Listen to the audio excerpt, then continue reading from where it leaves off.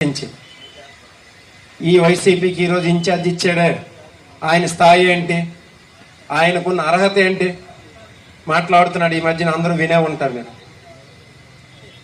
ఆయనకున్న స్థాయి గురించి ఒక్కసారి మాట్లాడుదాము.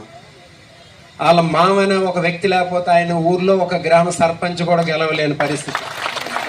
ఆల్రెడీ ఇప్పుడు ప్రస్తుతానికి ఆయన గ్రామ సర్పంచ్ వైసీపీ అతనే, టీడీపీ కాదు గెలిచింది, వైసీపీ అతనే.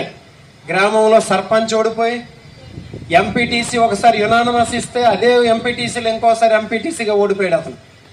ఓడిపోయి 2009లో టీడీపీ పార్టీ తరఫున పోటీ చేసి ఈ గ్రామాలంటే తిరుగుతూ ఎలా తిరిగాడు ఆయన, ఇద్దరు డప్పులో వేసుకొని డప్పు కొట్టుకుంటూ వెళ్తే అమ్మ కోన రవికోరమ్మ కోన రవికోరమ్మ కోన రవికోరమ్మ అనుకుని చెప్పుకొని వెళ్ళడం.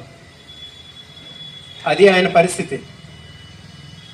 ఇసుక అమ్ముకుంటూ తప్పించి ఆయనకి బృతి లేదు, భూదందాలు చేసి తప్పించి